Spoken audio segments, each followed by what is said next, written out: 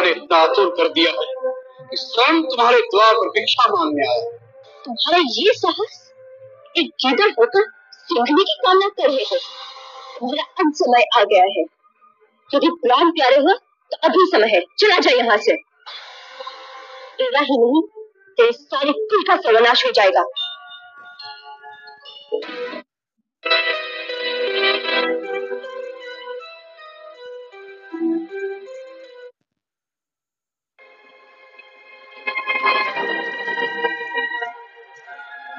माता, आप ऊपर चली जाइए।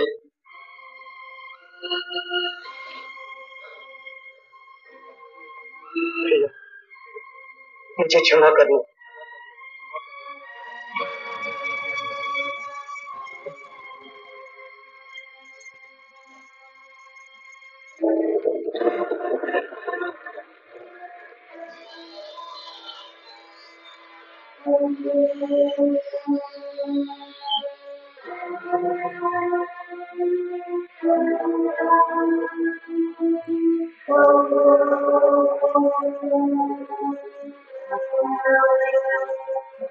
माता, गुरु की दी हुई मंत्र शक्ति से मैंने यहाँ एक दृष्ट दीवार बना दी। कोई भी इस लक्ष्मण रेखा को पार करके अंदर आने का साहस करेगा तो जलकर भस्म हो जाएगा। इसलिए माता, मेरी आपसे विनती है, किसी भी परिस्थिति में राम भैया के आने तक आप अपने चरण इस रेखा से बाहर न रखें।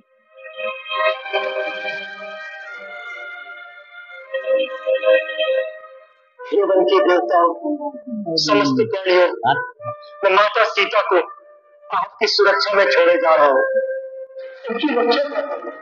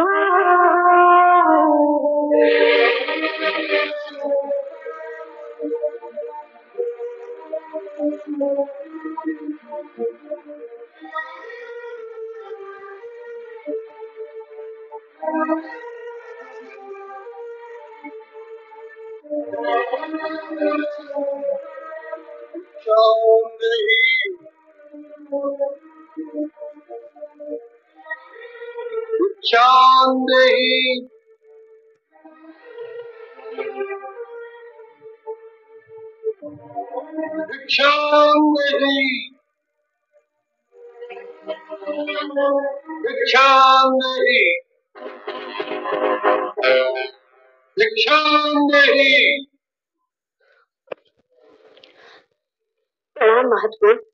कल्याण हो देवी, हम बहुत दूर से आए हैं और भूखे हैं। तुम्हारी कुटिया देखकर इस आशा से यहाँ आए हैं कि हमें कुछ खाने को मिल जाएगा। अवश्य महात्मन, आप यही ठहरे, मैं आपके लिए यथासंभव भोजन लाती हूँ। देवी, हम यात्रा से क्लांत हैं, हमें विश्राम की भी आवश्यकता है। क्षमा करें, इस समय मेरे पति कुटिया में नहीं है, इसलिए मैं आपका स्वागत नहीं कर सकती। परंतु कृपा करके आप वहीं ठहरिए, मैं आपके लिए भोजन लाती हूँ।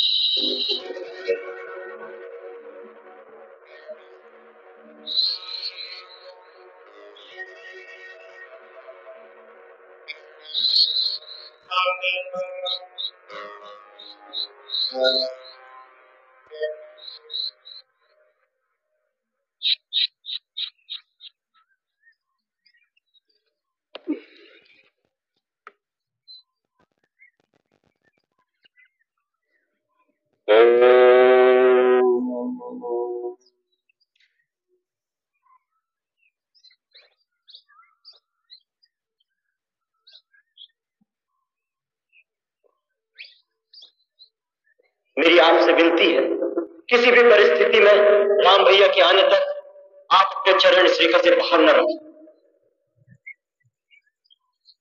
मुनिराज, मैं आपके लिए भोजन लाई हूँ, ये लीजिए।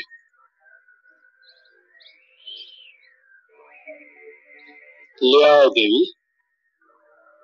कृपया आप ही को यहाँ आना होगा।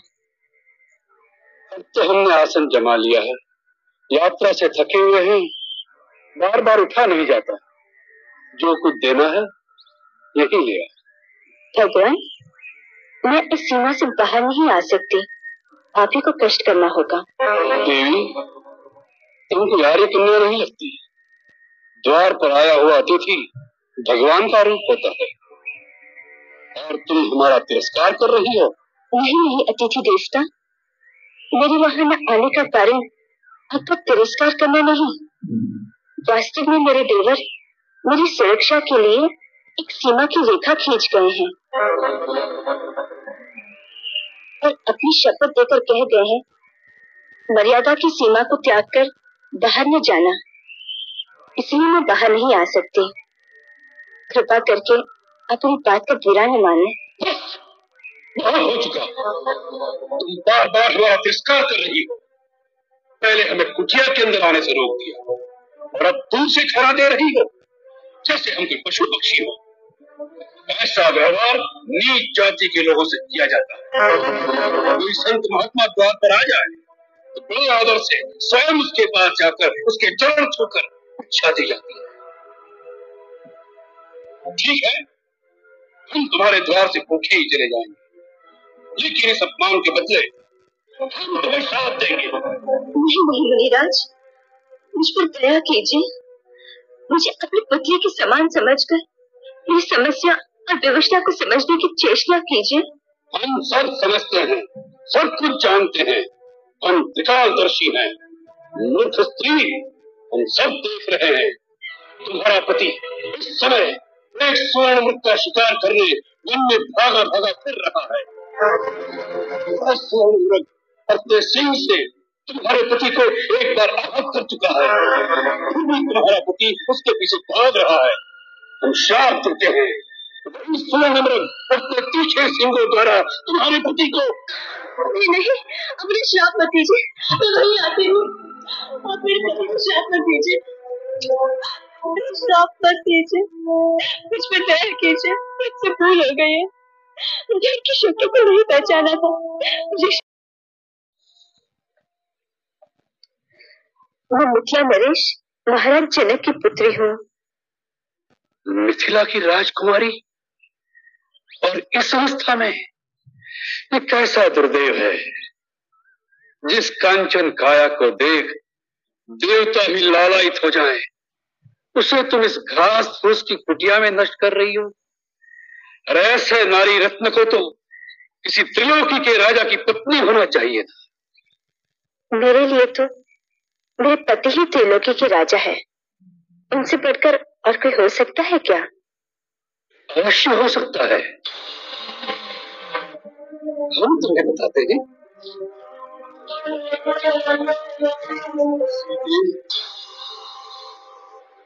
जिसके नाम से देवता, नाग, किन्नर, असुर, राक्षस अर्थात संसार के संपूर्ण प्राणी थर्रा उठते हैं, सूर्य, चंद्र आदि नवग्रह जिसकी इच्छा से चलायमान होते हैं, जो संसार के समस्त चराचर प्राणियों का स्वामी, जिसे देख वृक्षों के पत्ते भी भय से स्तब्ध हो जाते हैं, अरे वायु भी जिसके सामने सांस नहीं ले सकती, तुम तो उस लंकाधिपति रावण की पत्नी होने योग्य हो।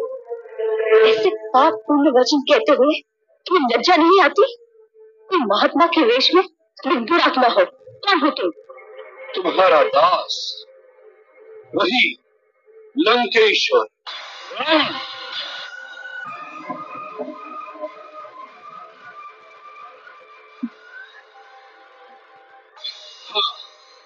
रावण, जिसे तुम्हारी कामना ने इतना आतुर कर दिया है कि स्वयं तुम्हारे द्वार पर भिक्षा मांगने आया। सीते, आज तुम्हारा भाग्योदय हो गया।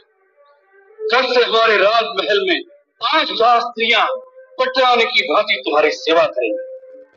धूर्त, तुमने ये कैसे सोच लिया कि तुम अपने वैभव का बखान करोगे और सीता तुम्हारे साथ चल देगी? तुम इसी समय यहाँ से चले जाओ, नहीं तो मेरे पति एक ही बाण में तुम्हें तुम्हारी लंका सहित जला के भस्म कर देगी। तुम जिस पति का मान करती हो, वह तो धरती पर रेंगने वाला एक मानव मात्र है। हम जिन राक्षसों के राजा हैं, वह तो इन मानवों को फल मूल की भांति अपना आहार समझते हैं। तुम हम लोगों की शक्ति को नहीं जानती। जानते हो, घर और दूषण के तुम्हारे ही भाई थे ना, जिन्हें रघुवर ने आन की आन में समाप्त कर दिया था। तुम्हारा ये साहस, एक गीदड़ होकर सिंघनी की कामना कर रहे हो। मेरा अंत समय आ गया है, यदि प्राण प्यारे हो तो अभी समय है, चला जाए यहाँ से। तुम्हारा ऐसा अपमान करने का साहस आज तक किसी ने नहीं किया, इसका परिणाम जानती हो? और एक पतिव्रता सती की ओर ऐसी कुदृष्टि डालने की मूर्खता भी किसी ने नहीं की होगी। इसका परिणाम जानते हो? तेरा ही नहीं, तेरे सारे कुल का सर्वनाश हो जाएगा। मूर्ख, हट जा मेरे सामने से। फिर से इस रेखा के अंदर जाना चाहती है? एक बार अपनी मर्यादा की रेखा से बाहर आ जाए, फिर उसका वापस जाना असंभव हो जाता है। अब तुम्हें रावण के हाथों कोई नहीं बचा सकता, इसलिए चुपचाप अपनी सम्मति से मेरे साथ चल। लक्ष्मण, भैया लक्ष्मण। पुकार और पुकार। लक्ष्मण, इस समय उनमें बहुत दूर है, तुम्हारी पुकार उन तक नहीं पहुंच सकती। सीते